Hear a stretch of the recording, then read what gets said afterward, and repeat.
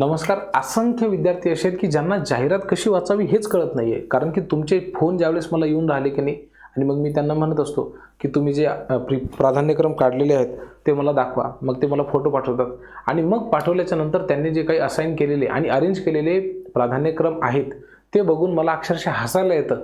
अरे म्हणतो भाऊ, तू आता शिक्षक होणार आहे भविष्यामध्ये आणि तुला हे समजत नाही का की आपण कुठं प्राधान्यक्रम द्यायला पाहिजे, कुठं नाही द्यायला पाहिजे. मग तो म्हणाला, सर हे मला प्राधान्यक्रम आले होते, हे माझ्या जवळचे होते, हे म्हणून मी दिले. मी म्हटलं, तुझा स्कोअर काय, तू करतोय काय, तुला काही कळतंय की नाही. म्हणजे या शिक्षक भरतीला जर तुम्ही फक्त हलक्यात घेत असाल आणि आलेले प्राधान्यक्रम त्यांनी सांगितलं 13 तारखेला तुमची मुदत संपणार आहे म्हणून तुम्ही जर घाईघाईमध्ये प्राधान्यक्रम भरत असाल तर मी तुम्हाला सांगतो, तुमच्यासारखे मूर्ख तुम्हीच. लाईफ टाईम संधी आहे. प्राधान्यक्रम तुम्हाला निवडायचेच किती आहेत, तिकडे निवडायचे विथमध्ये 50, विदाऊटला निवडायचे तुम्हाला 100. हे जे 100 दिलेले आहेत ते तुम्ही बघितलं असेल, ते 50 निवडण्यापेक्षा सोपं आहे. कारण की इथं तुम्हाला आहेतच किती, कोणाला आले असतील 100, कोणाला तर 100च्या कमी आले असतील, कोणाला 8, 10, 15, 20 आले असतील तुमच्या शैक्षणिक अर्हतेनुसार, कोणाला तर आलेच नाहीत.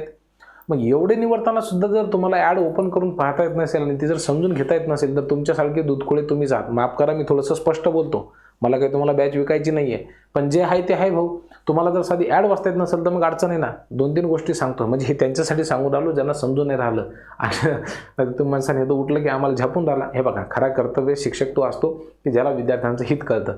मग थोडंसं हे बोलत असताना कुठं नरम भाषेत, कुठं प्रेमानं, कुठं सौम्य भाषेमध्ये आणि कुठं कठोर शब्दामध्ये बोला तर लागेल ना भाऊ. कारण की शेवटी आयुष्यभराचा प्रश्न आहे. तुमचा एक प्राधान्यक्रम चुकला आणि तो फक्त याच्यामुळे की आपल्याला ॲड वाचता आली नाही तर माणसाला दुःख तर होईलच ना. आणि जे विद्यार्थी माहिती पाठवतात की नाही ते बघून तर असं अक्षरशः वाटतं की राव, समोर जर असतं तर याला प्रसाद दिला असता धरून. म्हणजे विद्यार्थी म्हणून बरं का, एक शेवटी किती म्हटलं तरी आता हे शिक्षक म्हणून आपण काम करतोय ना. आणि ज्याची जळते भाऊ त्यालाच कळते, ठीक आहे की नाही. एक प्राधान्यक्रम कमी जास्त झाला तर एक आयुष्यभराची संधी निघून जाऊ शकते.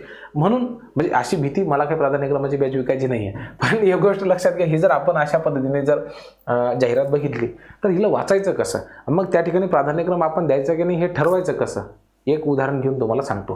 हे बघा विद्यार्थी मित्रांनो, समजा तुम्ही आहे की नाही 1ली ते 5वीसाठी अप्लाय करून राहिले, तुमचा फर्स्ट पेपर पास आहे. असं आपण थोडीशी मोबाईलची ब्राईटनेस वाढून द्या. असं गृहीत धरा की समजा 1ली ते 5वीसाठी तुम्ही इंग्लिश विषयासाठी, इंग्लिश नाही, हे तिन्ही पण ही 6वी ते 8वीची आहे, इंग्रजी विषयासाठी तुम्हाला ही जागा आहे. असंच आपण गृहीत धरूयात, ठीक आहे. या विषयासाठी समजा तुम्ही इलिजिबल आहात. आता त्याच्यापैकी तुम्ही कोणताही विषय धरू शकता किंवा कोणताही वर्ग धरू शकता ज्याच्यासाठी तुम्ही पात्र आहात.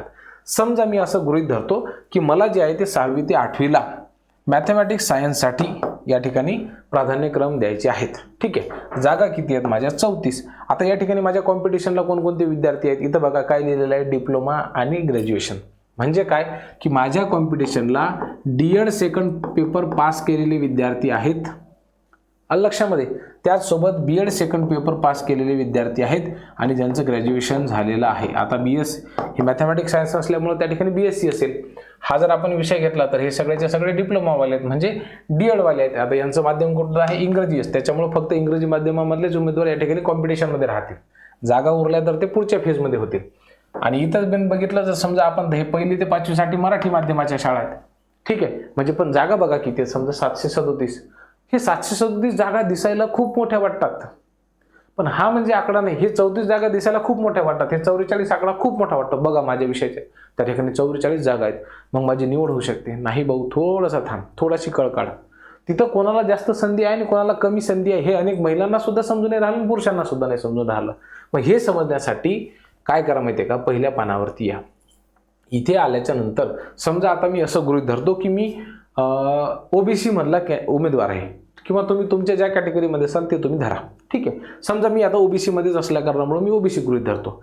मला या ठिकाणी किती ठिकाणी संधी आहे, किती जागांवरती मी अप्लाय करू शकतो? तर बघा इथं OBC आहे. आता मी पुरुष असला आहे, माझ्याकडे प्रकल्पग्रस्त नाही, भूकंपग्रस्त नाही, धरणग्रस्त नाही, कोणताच ग्रस्त नाही मी. मग माझ्याकडे माझी सैनिकाचं आरक्षण नाही, खेळाडूचं आरक्षण नाही, अंशकालीन नाही, पदवीधर नाही आणि महिला तर मी आहेच नाही. मग काय मजाक मजाक, ठीक आहे. जागा किती आहेत या ठिकाणी? 35 जागा आहेत समांतर आरक्षणाच्या व्यतिरिक्त. म्हणजे आरक्षणाचं जर आपण हे सगळे हे जागा धरल्या समजा, तर हे जागा धरून माझ्याकडे किती जागा आहेत? 106. लोकांना वाटते भाऊ OBCच्या तर 106 जागा आहेत. नाही, तसं नाही. तुझ्याकडे आरक्षण नाही ना भाऊ दुसरं कोणतं, मग तुझ्यासाठी फक्त एवढ्या जागा आहेत 35. या जागा व्यतिरिक्त कोणत्या आहेत? तू इथं सुद्धा अप्लाय करू शकते 104 जागांवरती. का बरं? कारण की आरक्षणाच्या सगळ्या जागा सोडल्याच्या नंतर ज्या जागा उरतात ते 104 उरल्या, ठीक आहे. आता जर समजा तुम्ही महिला असाल, ठीक ठीक आहे, कोणत्याही पदासाठी तुम्ही अप्लाय करून राहिले पण आता महिला आहात. मग या ठिकाणी तुम्हाला कोणते आकडे आहेत याच्यामध्ये तुम्हाला पाहण्यासारखे, तर हे 4 आकडे आहेत. हे बघा, पहिलं समजा ओबीसी कॅटेगरीमध्ये तुम्ही आहात, हे 32 अधिक 95, हे 35 अधिक 104, ह्यांची ॲडिशन करा. तुम्ही हे नका बघू हे इकडं किती जागा आहेत ओपनच्या, तर ते तुमच्या कामाच्याच नाहीत. तुम्ही ओबीसीमध्ये हे नका बघू, याचं काय काम आहे तुम्हाला? तुमच्याकडे जे आरक्षण असेल त्याच्यानुसार पाहावं लागेल ना भाऊ. तुम्ही धरसाल कुणीकडे जर प्राधान्य करून देसाल तर त्याला अडचण होऊ शकते. आता इथं पेसा क्षेत्रामध्ये बघा, त्या ठिकाणी 361 जागा आहेत, लोक खुश होतील. परंतु तुम्ही जर महिला असाल तर तुम्ही त्या 361 जागासाठी पात्र आहात का नाही? तुम्ही याच जागांसाठी पात्र आहात. 108 अधिक 120, 104 अधिक 95. तुम्ही कोणतीही जाहिरात जर ओपन केली तर आधी तुम्ही हे बघा काय की ओपनच्या जागा किती आहेत. ठीक आहे, या दोघांची ॲडिशन करा आणि मग तुमच्या कॅटेगरीची बघा. आता जर समजा या ठिकाणी NTC कॅटेगरीचा उमेदवार असता तर त्याच्यासाठी चान्सेस किती आहेत? 95 अधिक 104 म्हणजे किती झाले? 199 अधिक या ठिकाणी जर समजा तुम्ही महिला असता तर अधिक 4.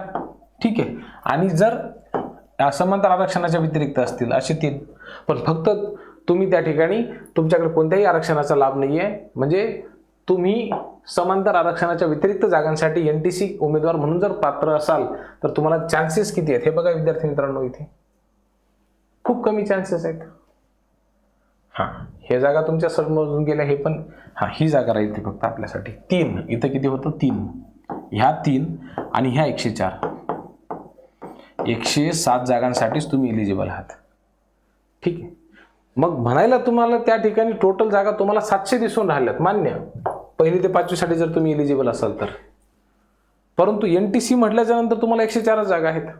इथं जर म्हटलं तुम्हाला 44 जागा आहेत तर मान्य, परंतु त्या एकूण ज्या 700-800 किती हे ते 815 जागा आहेत, या 815 जागापैकी 44 तुमच्या विषयाला आहेत. त्याच्यापैकी फक्त 104च जागा अशा आहेत की ज्या ठिकाणी तुम्ही खेळू शकता. तुम्हाला पॉसिबिलिटीज जर आपण बघितलं तर. मग तो जर आकडा तुम्हाला काढायचा असेल तर काय करायचं? जसं मी NTC साठी सांगितलं, आता 104 जागा आहेत. तुम्ही जर या पदासाठी असाल तर याला काय करा? 737 भागीला 104 करा. हे जर असेल तर याला भागीला 104 करा. हे आले जर असेल तर याला 104 करा. ठीक आहे, आणि मग त्यांचा गुणानुक्रम ठरवा की तुम्हाला कुठं प्राधान्यक्रम द्यायचा आहे आणि कुठं नाही द्यायचं आहे. ह्या शेवटी गोष्टी तुम्ही बारीक सारीक गोष्टी आहेत ह्या बघा, त्याच्यानंतर ठरवा. त्याच्यासाठी एक उदाहरण म्हणून देतो सोपं आणि मग मी थांबतो या व्हिडिओमध्ये. हे बघा, तुम्हाला प्राधान्यक्रम द्यायचा की नाही द्यायचा आपण एका मिनिटामध्येच ठरवू शकतो. समजा ओपन मधल्या जागा त्या ठिकाणी आहेत 5 आणि तुमच्या कॅटेगरी मधल्या जागा आहेत समजा 4 आणि तुमच्या विषयाच्या जागा आहे 2. विषयाच्या जागा आहेत समजा 2. मग तुम्ही तर प्राधान्यक्रम द्यायला पाहिजे का? हो, 9 जागा असल्या कारणामुळं. म्हणजे भले तुमच्या विषयाच्या जागा 2 आहेत परंतु एकूण किती जागांसाठी तुम्ही एलिजिबल आहात? 9. पण समजा तुमच्या कास्टची जागाच नाही, त्या ठिकाणी कॅटेगरीची जागाच नाही आणि ओपनमध्ये फक्त एकच जागा आहे आणि विषयाच्या जागा आहेत 2. मग तुम्ही कॅटेगरीसाठी पात्र आहात का? नाही. मग ओपनसाठी एकच जागा आहे, मग तुम्हाला या ठिकाणी प्राधान्यक्रम द्यायचा का? नाही. मग आता तुम्ही राहता समजा पुण्यामध्ये आणि ही जी जागा आहे ती पुणे जिल्हा परिषदेचीच आहे, मग तुम्ही इथं प्राधान्यक्रम देऊन फायदा का? जर तुम्ही तुमच्या कॅटेगरीमध्ये जागा नसेल तर नाही ना फायदा. आता हाच क्रायटेरिया तुम्ही एखाद्या संस्थेसाठी वापरा. समजा एखादी संस्था आहे, ठीक आहे, त्या संस्थेमध्ये एकूण 5 ॲड आलेले आहेत, 5 जागा आहेत, त्याच्यापैकी तुमच्या विषयासाठी फक्त 1 जागा आहे आणि रोस्टर अशा पद्धतीने सुटलाय. समजा SC ST साठी 1 जागा, ST साठी 1 जागा, OBC साठी समजा 1 जागा, EWS साठी 1 जागा आणि मग समजा SC BC साठी समजा 1 जागा. अशा पद्धतीने 5 सुटल्यात. ओपनसाठी जागा नाही आहे. ठीक आहे, मग आता या ठिकाणी NTच्या विद्यार्थ्यांनी फॉर्म भरून फायदा आहे का? नाही. VJच्या विद्यार्थ्यांनी फॉर्म भरून आहे का? फायदा नाही आहे. SBC मधला पोरगा इथं फॉर्म भरू शकते का? नाही फायदा. मग इतर बाकी कॅटेगरीमधल्या विद्यार्थ्यांनी इथं दिवे लावण्याची आवश्यकताच नाही. पण मी असं बघितलं की त्याच्या कॅटेगरीची जागाच नाही त्या ठिकाणी, तरी सुद्धा दिली. का म्हणलं तर मला प्राधान्यक्रम जनरेट झालं. भाऊ तुला प्राधान्यक्रम जनरेट झाला मान्य, पण तू एकदा चेकआउट तर कर, ती ॲड बघ तर खरी. त्याच्यामुळं काय होऊन राहिलं, विद्यार्थ्यांचं अतोनात नुकसान होऊन राहिलं. असं नुकसान करून घेऊ नका. ही लाईफ टाईम संधी आहे, ह्या चुका तुम्ही टाळा. माझी हात जोडून कळकळीची नम्र विनंती आहे, काही प्रश्न असतील तर कमेंट बॉक्समध्ये लिहा आणि फोन लावू नका. तुम्ही फोन केला, मी जर शाळेत असलो तर फोन उचलू शकत नाही, म्हणून तुमची जे काही प्रश्न असतील यूट्यूबला ते कमेंटमध्ये मला फटकन वाचता येतात, फटकन लिहिता येतात. तुम्ही फोन केला की सर नमस्कार नमस्कार नमस्कार चमत्कारात 1 मिनिट चालला जाते, मी इथून बोलत आहे, माझं नाव हे आहे ते आहे. तुमच्या नावाशी मला काही घेणं नाही. सध्या तुमचा प्रश्न काय आहे त्याच्याशी घेणं नाही, बरोबर का नाही? कमेंट बॉक्समध्ये द्या, त्याला उत्तर देण्याचा 100% प्रयत्न करतो. फक्त फोन लावू नका, लय बेजार होते माणूस. आणि तुमचे कॉमन प्रश्न आहेत तुम्ही कमेंट बॉक्समध्ये स्पष्ट लिहा, तो प्रश्न मला समजला पाहिजे. खूप खूप धन्यवाद.